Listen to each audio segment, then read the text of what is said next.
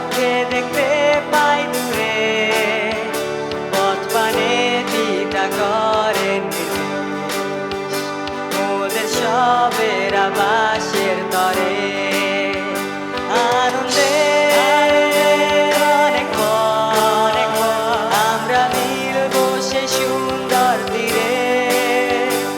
আনন্দে অনেক পথ আমরা মিলব সেই সুন্দর তীরে। আমরা গাবো সেই সুন্দর তীরে, সাধুদের মধুমাখা সঙ্গীত, আর ভাসিব না দুঃখ নিয়ে, আর হইবে না আক্ষেপ কিঞ্চিৎ। আনন্দে অনেক পথ আমরা মিলব সেই সুন্দর তীরে। আনন্দে অনেক পথ আমরা মিলব সেই সুন্দর তীরে। স্বর্গবাসী বদান্য পিতার আমরা দিব স্তুতির উপহার, তার অপূর্ব প্রেম বরকার চায়, মোদের যাবজ্জীবন হয় সংস্কার। আনন্দে অনেক পথ আমরা মিলব সেই সুন্দর তীরে। আনন্দে অনেক পথ আমরা মিলব সেই সুন্দর তীরে। আনন্দে অনেক পথ আমরা মিলব সেই সুন্দর তীরে। আনন্দে অনেক পথ আমরা মিলব সেই সুন্দর তীরে। আমরা মিলব সেই সুন্দর তীরে। আমরা মিলব সেই সুন্দর তীরে।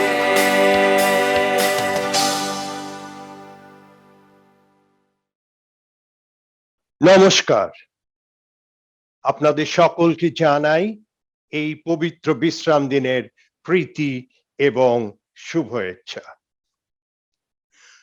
পরমপিতা ঈশ্বরকে আরো একবার ধন্যবাদ দিই যে তিনি আমাদের সকলকে আবার একবার সুযোগ দিয়েছেন যেন আমরা তার কাছে আসতে পারি, তার বাক্য শুনতে পারি এবং তার বাক্য থেকে আমরা কিছু শিখে যেন আমাদের জীবনে আমরা সেই বাক্যকে প্রতিফলিত করতে পারি।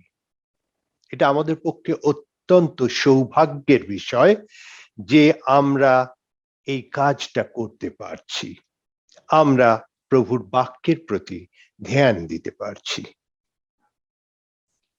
পৃথিবীর বহু দেশে শহীদ স্মারক আছে, শহীদ স্তম্ভ আছে এবং এগুলো তৈরি করা হয়েছে সেই সমস্ত মানুষদের উদ্দেশ্যে, সেই সমস্ত মানুষদের স্মরণ করে যারা কোনো কারণে আত্মত্যাগ করেছেন, অতুলনীয়ভাবে আত্মত্যাগ করেছেন, মৃত্যুবরণ করেছেন।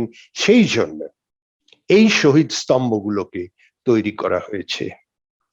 তবে এছাড়াও আরো অনেকে আছেন যারা সেই দেশের জন্য, সেই জাতির জন্য অনেকভাবে আত্মত্যাগ করেছেন। হয়তো তাদের প্রাণ ত্যাগ করতে হয়নি, কিন্তু তারা অনেকভাবে আত্মত্যাগ করেছেন এবং সেই জন্যে সেই সমস্ত দেশের সরকার তাদেরকে বিশেষ সম্মানে ভূষিত করেছেন। ইতিহাসের বই ঘাটলেই আমরা এদের সম্বন্ধে জানতে পারি, পড়তে পারি। আজ আমি আপনাদের সামনে এই রকম একজন নারীর কথা বলতে চাই যিনি তার জাতির জন্য তার নিজের জীবন বিপন্ন করেছিলেন। পবিত্র শাস্ত্র বাইবেলে ৬৬টি বই আছে। এই বইগুলির মধ্যে মাত্র ২টি বইতে, অথবা বলতে পারেন ২টি বইয়ের নামকরণ হয়েছে ২ জন মহিলার নামে। একজনের নাম রুথ আর একজনের নাম ইস্টের। আজ আমি এই ইস্টের সম্বন্ধে কিছু বলে বা কিছু জেনে আমাদের জীবনে চলার পথের কিছু শিক্ষা নিতে চাই, কিন্তু তার আগে আসুন একটা ছোট্ট প্রার্থনা করি। করুণাময় পিতা ঈশ্বর, আমরা তোমাকে ধন্যবাদ দিই যে তোমার পবিত্র শাস্ত্রের মধ্যে দিয়ে তুমি আমাদের শিক্ষা দিয়েছ। আজ যখন আমরা কিছু সময় তোমার বাক্যের প্রতি ধ্যান দেব, প্রার্থনা করি তুমি আমাদেরকে শিখতে সাহায্য করো এবং সেই শিক্ষা যেন আমাদের জীবনের মধ্যে দিয়ে প্রতিফলিত হতে পারে। এই প্রার্থনা আমাদের ত্রাণকর্তা প্রভু যীশু খ্রিস্টের নামে চাই, দয়া করে শ্রবণ এবং গ্রাহ্য করো। আমেন। আনুমানিক খ্রিস্টপূর্ব 4th শতাব্দীতে অহস্যেশ্বরের নামে এক রাজা ছিলেন। তার রাজস্থ তার রাজ্য হিন্দুস্তান থেকে কুশ পর্যন্ত বিস্তৃত ছিল। মহাপরাক্রমশালী রাজা এবং অত্যন্ত বৈভবশালী রাজা ছিলেন তিনি।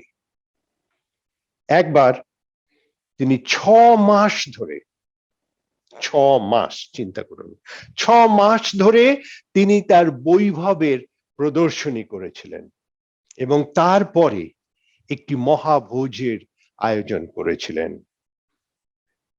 7 দিন ধরে সেই ভোজ চলছিল এবং 7 দিনের মাথায় তার ইচ্ছা হলো যে তার মহারানীকে তিনি তার অতিথিদের সামনে আনবেন।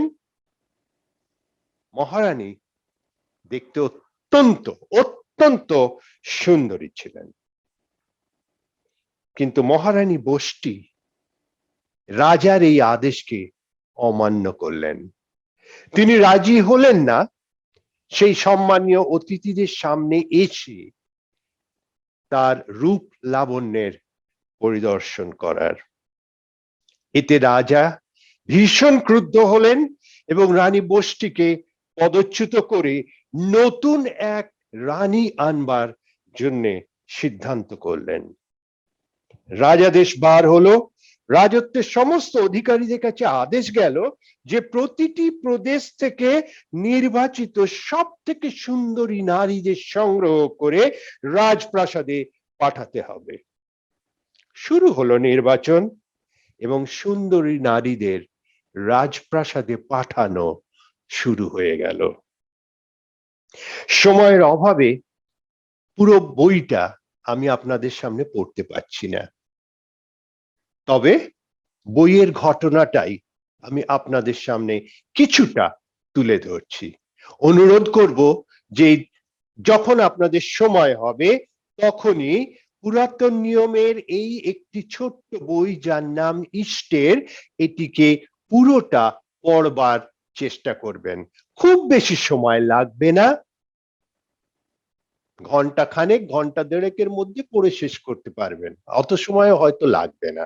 সেই জন্য অনুরোধ করছি যে আপনার সময়ে আপনি এই বইটিকে পড়ে দেখবেন।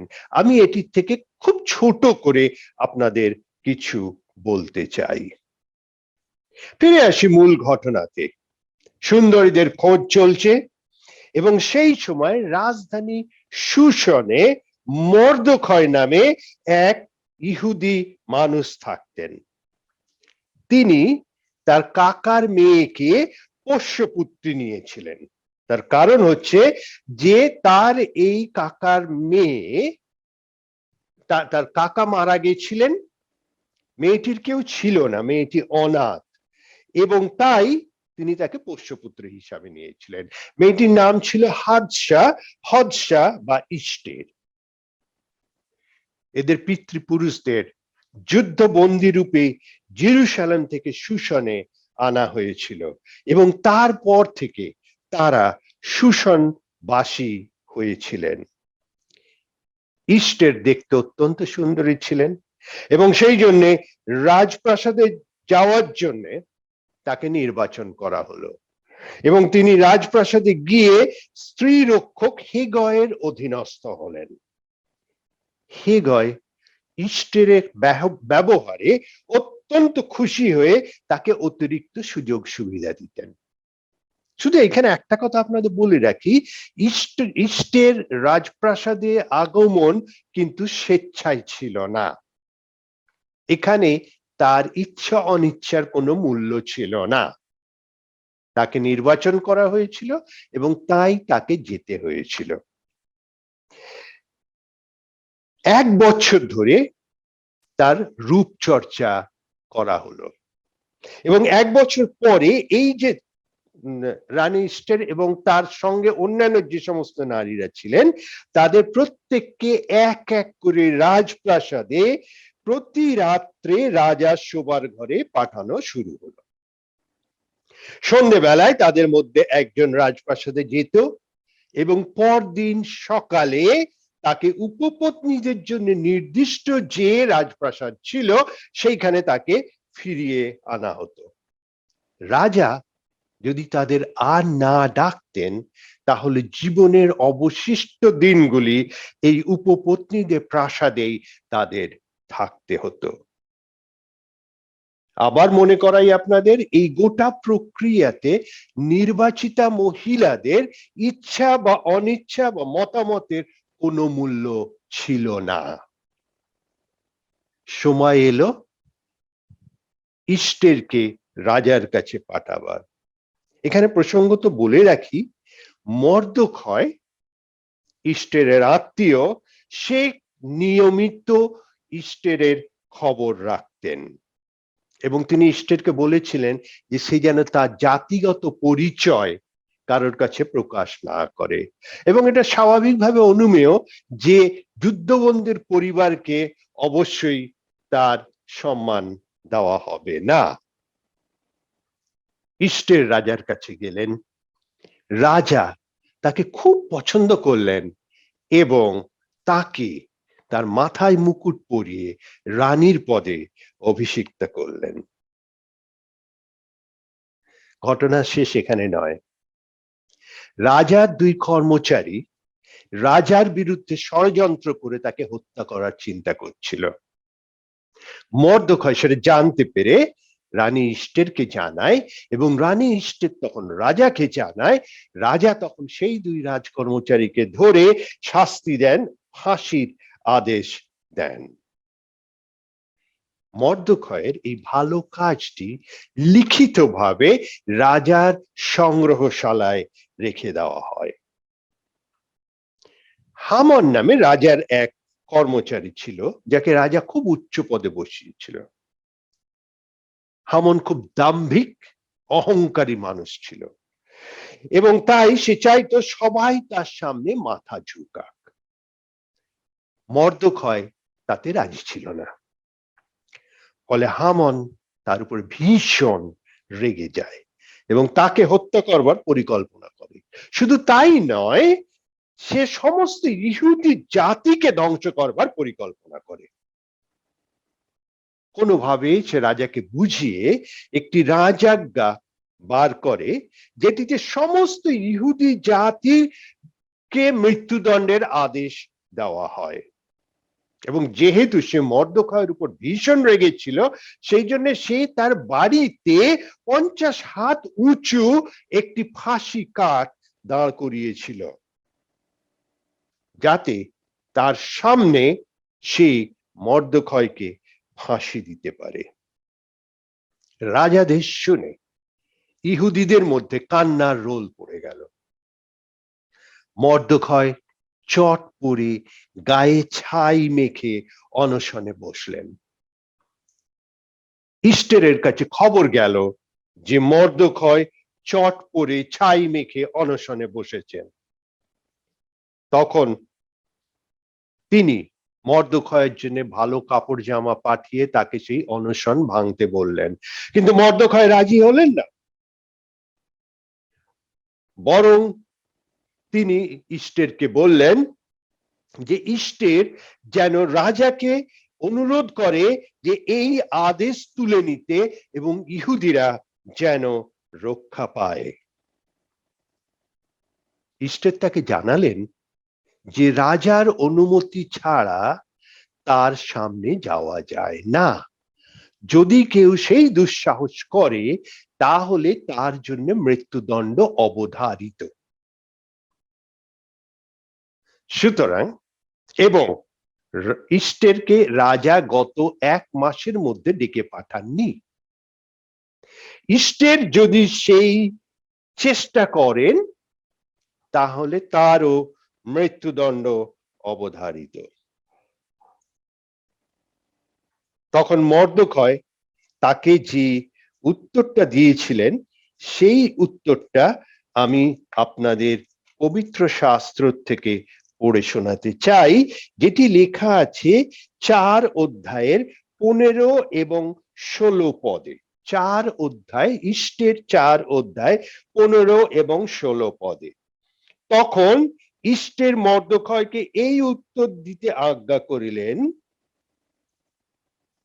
তুমি যাও, সুশনে উপস্থিত সমস্ত জিহুদীকে একত্র করো এবং সকলে আমার নিমিত্ত উপবাস করো। 3 দিবস দিনে কি রাত্রিতে কিছু আহার করিও না, কিছু পান করিও না, আর আমি ও আমার দাসীরাও তদ্রূপ উপবাস করিবে। এই রূপে আমি রাজার নিকটে যাইব, তাহা ব্যবস্থা বিরুদ্ধ হইলেও যাইব, আর যদি বিনষ্ট হইতে হয় হইব, আর যদি বিনষ্ট হইতে হয় হইব। ঈশ্বর তাকে সমস্ত ইস্টের মাফ করবেন, ইস্টের তার সমস্ত জাতিকে উপবাস করতে বললেন, প্রার্থনা করতে বললেন এবং বললেন যে তিনি রাজার সাথে দেখা করতে যাবেন। এরপর ইস্টের রাজার সঙ্গে দেখা করলেন এবং ঈশ্বরের আশীর্বাদে রাজা তার প্রতি কৃপা করলেন এবং তার সাথে দেখা করতে প্রস্তুত হলেন। ঘটনার স্রোত আরো নাটকীয়। ছোট করে বলি, ঘটনাক্রমে মর্দখয় যে রাজদ্বারে সম্মানিত হন সেটা রাজা মনে পড়ে এবং পরবর্তীতে আমরা দেখি যে রানী ইস্টেরের অনুরোধে রাজা কেবলমাত্র তার সেই রাজাদেশ, যে ইহুদি জাতিকে মৃত্যুদণ্ড দেওয়া হলো, সেই রাজাদেশটা রাজা নিজেই ফিরিয়ে নিলেন। এবং শুধু ফিরিয়ে নিলেন তাই নয়, যে এই ষড়যন্ত্র করেছিল সেই হামনকে তিনি ফাঁসির আদেশ দিলেন, সেই ফাঁসি কাঠ যেটা হামন তৈরি করেছিল মর্দখয়কে ফাঁসিতে ঝুলাবার জন্য। ঈশ্বরের কি অপার মহিমা! যে মানুষটা মর্দখয়কে হত্যা করতে চেয়েছিল, তার সমস্ত জাতিকে হত্যা করতে চেয়েছিল, যে ফাঁসি কাটে সে মর্দখয়কে ঝুলাতে চেয়েছিল, সেই ফাঁসি কাটেই তার মৃত্যু হলো। একমাত্র রানী ইস্টের এবং মর্দখয়ের প্রচেষ্টাতে ইহুদি জাতি সেই সময় ধ্বংসের হাত থেকে মুক্তি পায়। এবং সেই জন্যই সম্ভবত পবিত্র শাস্ত্রে তার নামে এই বইটি আমরা পড়বার সৌভাগ্য পেয়েছি। পুরো ঘটনা থেকে আমি 3টি শিক্ষা লাভ করেছি, যেটা আমি আপনাদের সঙ্গে ভাগ করে নিতে চাই। প্রথমত, সদাপ্রভু ঈশ্বর আমাদের ব্যবহার করতে চান তার উদ্দেশ্যে। সেই ক্ষেত্রে আমাদের ব্যক্তিগত পরিচয় বা সামর্থ্য কোনো বিশেষ বা কোনো বড় ব্যাপার নয়। আবার বলি, সদাপ্রভু ঈশ্বর আমাদের ব্যবহার করতে চান, সেই ক্ষেত্রে আমাদের ব্যক্তিগত পরিচয় বা সামর্থ্য কোনো বড় ব্যাপার নয়। ফিরে যাই আবার ইস্টারের ঘটনাতে। তিনি একজন বিদেশী, অনাথ, পরের ঘরে প্রতিপালিতা, প্রথমে রাজার শয্যা সঙ্গিনী, পরে অবশ্য তিনি রানী হয়েছিলেন। নিজস্ব ব্যক্তিসত্তা বলতে তার হয়তো কিছুই ছিল না, কিন্তু তা হলেও সদাপ্রভু তাকে তার কাজের জন্য ব্যবহার করেছিলেন। সদাপ্রভু ঈশ্বর আপনাকে আমাকে তার কাজের জন্য ব্যবহার করতে চান। আপনার কি পরিচয়, কি আপনার যোগ্যতা, কতটা আপনার শিক্ষাগত যোগ্যতা, কতটা আপনার কাজের দক্ষতা, এই সমস্ত কিন্তু সদাপ্রভু দেখতে চান না। তিনি যেটা দেখতে চান সেটা হচ্ছে আপনার আমার অন্তরের ইচ্ছা তাকে সেবা করার জন্য। মনে আছে আমি আপনাদের কাছে ইষ্টে 4 অধ্যায় 16 পদ পড়েছিলাম, আরো একবার পড়ি কেমন? 4 অধ্যায় 16 পদে লেখা আছে যে এই রূপে আমি রাজার নিকট যাইব, তাহা ব্যবস্থা বিরুদ্ধ হইলেও যাইব, আর যদি বিনষ্ট হইতে হয় হইব, অর্থাৎ যদি মরতে হয় আমি মরব। ঈশ্বর রানী ইস্টেরের মনের সেই ইচ্ছাটা যে আমি ঈশ্বরের জন্য মরতে রাজি আছি, সেই ইচ্ছাটাকে ঈশ্বর দেখেছিলেন এবং তিনি তার সম্মান করেছিলেন। আমি আপনি ঈশ্বরের জন্য কতটা ত্যাগ স্বীকার করতে পারবো? আর কিছু তিনি চান না, তিনি শুধু দেখতে চান আমরা তাকে কতটা ভালোবাসি, আমরা তার জন্য কতটা ত্যাগ স্বীকার করতে পারি। সম্প্রতি কলকাতা শহরে গেছিলাম আমি। আমাদের এক রবিবারে সমস্ত দিনের বিভিন্ন জায়গাতে মিটিং এবং আমাদের খ্রিস্টীয় ভাই বোনদের সঙ্গে মেলবার একটা সুযোগ হয়েছিল আমার, এবং সেখানে অন্য মণ্ডলীর তারাও আমাদের সাথে যোগ দিয়েছিলেন। শুধু যোগ দিয়েছিলেন তাই না, তারা নিজেদের পকেটের পয়সা খরচা করে আমাদের সাথে সেই সমস্ত জায়গাতে ঘুরেছিলেন, সমস্ত দিনটা তারা দিয়েছিলেন। তারা তাদের কাজের কথা চিন্তা করেননি, তারা তাদের পারিবারিক দায়িত্বের কথা চিন্তা করেননি, বা অন্য যাই হোক আনুষঙ্গিক যা কিছু থাকতে পারে সেই বিষয়ে চিন্তা করেননি, কিন্তু তারা চিন্তা করেছিলেন যে আমরা ঈশ্বরের জন্য আজকে যাব, আমাদের ভাই বোনদের সাথে মিলিত হব, সেখানে আমরা প্রার্থনা গান করব। সদাপ্রভু নিশ্চয়ই তাদের আশীর্বাদ করেছেন, কারণ তারা তাদের অন্তর দিয়ে ঈশ্বরকে ভালোবেসেছেন, তাকে সেবা করেছেন, এবং এইটাই সদাপ্রভু ঈশ্বর দেখতে চান যে আমরা তাকে কতটা ভালোবাসি, তার জন্য কতটা আত্মত্যাগ করতে পারি। দ্বিতীয়ত সদাপ্রভু ঈশ্বরের সাথে কাজ করাটা আমাদের একটি সৌভাগ্যের বিষয়, একটি বিশেষ অধিকার। তার সঙ্গে কাজ করে বা তার কাজ করে আমরা তার কোনো উপকার করি না, তিনি আমাদের ছাড়াও তার উদ্দেশ্য সাধন করতে পারেন। ইস্টের যখন ইতস্তত করছিলেন রাজার কাছে যাওয়ার, তখন মর্দখয় তাকে একটা কথা মনে করিয়ে দিয়েছিল, যেটা 15 পদে লেখা আছে, 4 অধ্যায় 15 পদে 14 পদে এই কথা লেখা আছে যে তুমি এ সময় যদি তুমি এই সময় সর্বতভাবে নীরব হইয়া থাকো, তবে অন্য কোন স্থান হইতে জিহুদীদের উপকার ও নিস্তার ঘটিবে, কিন্তু তুমি আপন পিতৃকুলের সহিত বিনষ্ট হইবে।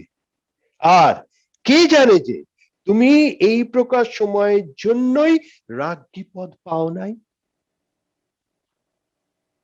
সমস্ত প্রতিকূলতা সত্ত্বেও ঈশ্বর যে তাকে ওই সুশানের রাজপ্রাসাদে নিয়ে গেছেন তার উদ্দেশ্য সাধনের জন্য, এটা কিন্তু পরিষ্কার বোঝা যাচ্ছে।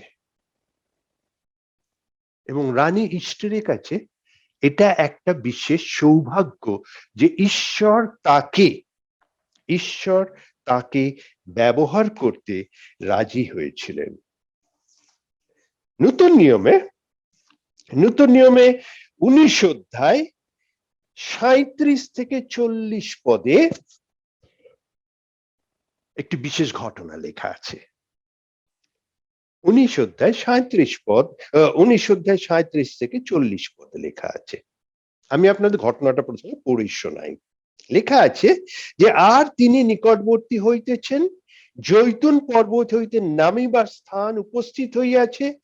এমন সময়ে সমুদয় শিষ্য দল যে সকল পরাক্রম কার্য দেখিয়াছিল সেই সমস্তের জন্য আনন্দপূর্বক উচ্চরবে ঈশ্বরের প্রশংসা করিতে লাগিল।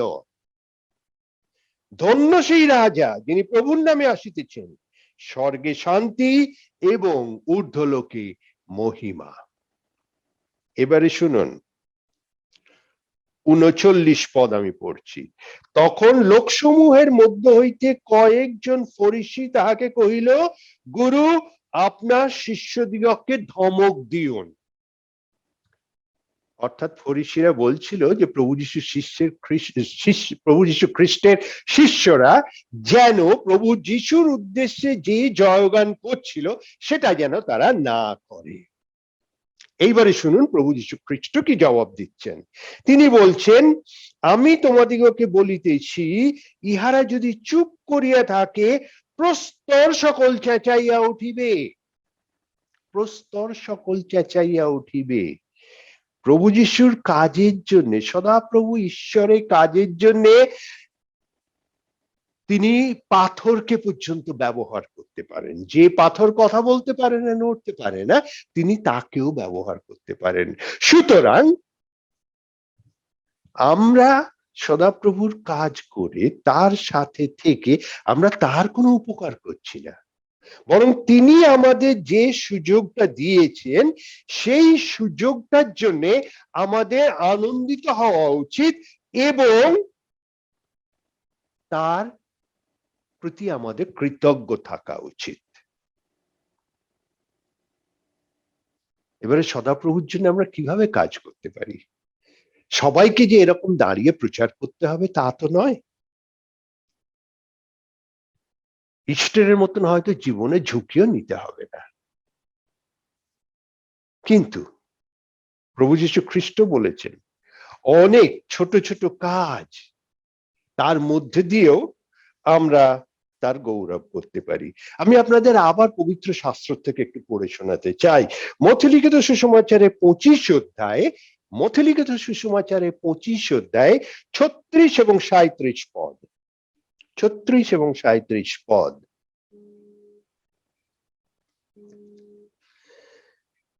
না, 35 থেকে পড়ি।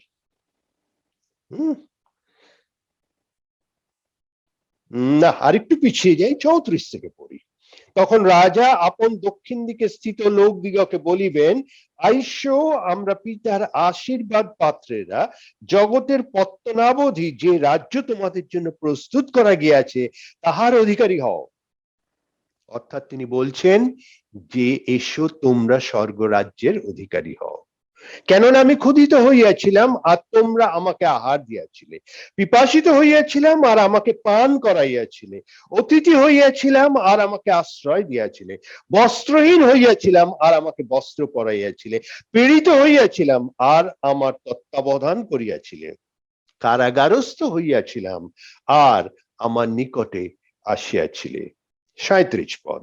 তখন ধার্মিকেরা উত্তর করিয়া তাহাকে বলিবে, প্রভু, কবে আপনাকে ক্ষুধিত দেখিয়া ভোজন করাইয়াছিলাম, কিংবা পিপাসিত দেখিয়া পান করাইয়াছিলাম? কবেই বা আপনাকে অতিথি দেখিয়া আশ্রয় দিয়েছিলাম, কিংবা বস্ত্রহীন দেখিয়া বস্ত্র দিয়েছিলাম? কবেই বা আপনাকে পীড়িত কিংবা কারাগারস্থ দেখিয়া আপনার নিকটে গিয়াছিলাম? তখন রাজা উত্তর করিয়া তাহাদিগকে বলিলেন, আমি তোমাদিগকে সত্য কহিতেছি, আমার এই ভাতৃগণের এই ক্ষুদ্রতম দিগের মধ্যে একজনের প্রতি যখন ইহা করিয়াছিলে, তখন আমারই প্রতি করিয়াছিলে। আপনার প্রতিবেশী তো নিশ্চয়ই কখনো কোনো সময় অসুস্থ হয়, পারেন কি একটু সাহায্য করতে? নিশ্চয়ই পারেন, চেষ্টা করে দেখুন। এক গ্লাস ঠান্ডা জল, অথবা একটা পুরনো কাপড়, বোধহয় আমরা সকলেই পারি কাউকে কিছু না কিছু করে সাহায্য করতে। এবং সেটাও যদি করি, জানবেন যে ঈশ্বর আপনাকে এই কাজটাই করতে দিয়েছেন, এবং এইটাই আমাদের সৌভাগ্য যে ঈশ্বর আমাদেরকে এই সুযোগটা দিয়েছেন, আমরা যেন তার হয়ে কাজ করতে পারি। সুতরাং মনে রাখবেন, প্রথমত সদাপ্রভু ঈশ্বর আমাদের ব্যবহার করতে চান, সেই ক্ষেত্রে আমাদের ব্যক্তিগত পরিচয় বা যোগ্যতাটা কোনো বড় ব্যাপার নয়। দ্বিতীয়ত, সদাপ্রভু ঈশ্বরের সাথে কাজ করা আমাদের জন্য সৌভাগ্যের বিষয়, একটি বিশেষ অধিকার। তৃতীয় এবং শেষ শিক্ষা, ঈশ্বরের সাথে কাজ করতে গেলে, তার জন্য ব্যবহৃত হতে গেলে আমাদের লাগবে স্বর্গীয় শক্তি, এবং সেই শক্তিটি হচ্ছে প্রার্থনা। আমরা জেনেছি ইস্টেরের ঘটনার থেকে যে রাজার সামনে রাজকীয় আমন্ত্রণ ছাড়া যাওয়া যেত না, গেলে মৃত্যু অবধারিত। কিন্তু রানী ইস্টের সেটা করেছিলেন, কিন্তু করার আগে তিনি একটা কাজ করেছিলেন, সমস্ত জাতিকে প্রার্থনা করতে বলেছিলেন, তিনি নিজে উপবাস প্রার্থনা করেছিলেন, এবং তার ফলে তিনি সেই মৃত্যু ভয়টাকে জয় করেছিলেন, এবং সেই স্বর্গীয় শক্তি নিয়ে তিনি রাজার সামনে গিয়ে দাঁড়িয়েছিলেন। পেট্রোল ছাড়া যেমন গাড়ি চলে না, তেমনি প্রার্থনা ছাড়া সদাপ্রভুতে বিশ্বাসী জীবনও চলে না। প্রার্থনা অসাধ্যকে সাধ্য করে, অসম্ভবকে সম্ভব করে। তাই প্রিয় বন্ধুরা, প্রভু যীশু খ্রিস্টতে বিশ্বাস করে তার কাজের জন্য ব্যবহৃত হতে গেলে, সেই সৌভাগ্যকে অর্জন করতে গেলে আমাদের প্রার্থনাময় জীবন হতে হবে। প্রভু যীশু খ্রিস্ট তিনি আমাদের সকলের সহবর্তী হন, যেন আমরা তার কাজের জন্য ব্যবহৃত হতে পারি, সেই সৌভাগ্যকে অর্জন করতে পারি, এবং আমাদের জীবন যেন প্রার্থনাশীল হয়। আসুন আমরা প্রার্থনা করি। করুণাময় পিতা ঈশ্বর, তোমার এই বাক্যের জন্য আমরা তোমাকে ধন্যবাদ দিই।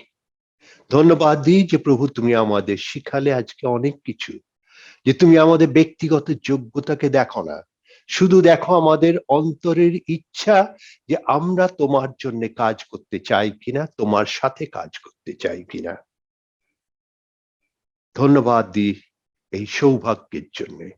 ধন্যবাদ দিই প্রভু যে তুমি আমাদের প্রার্থনা করতে শিখিয়েছ, এবং প্রার্থনার মাধ্যমে আমরা যেন তোমার সেই স্বর্গীয় শক্তিকে আমাদের মধ্যে গ্রহণ করতে পারি, সেই আশীর্বাদ তুমি করো। আগামী দিনে প্রভু আমরা যখন আবার একটি নতুন সপ্তাহে পদার্পণ করব, প্রার্থনা করি তুমি সকলকে আশীর্বাদ করো, সকলকে নিরাপদে রাখো, যার যা প্রয়োজন আছে তা তুমি চুকিয়ে দিও। যারা অসুস্থ পীড়িত আছেন তাদের প্রত্যেককে তোমার সুস্থতা দানকারী হাতে স্পর্শ দাও। প্রেমময় পিতা ঈশ্বর, আশীর্বাদ করো যেন আমরা আবার একটি বিশ্রাম দিনে তোমার চরণতলে মিলিত হবার সুযোগ পাই। প্রভু যীশু খ্রিস্টের নামে এই প্রার্থনা চাই, দয়া করে শ্রবণ এবং গ্রাহ্য করো। আমেন।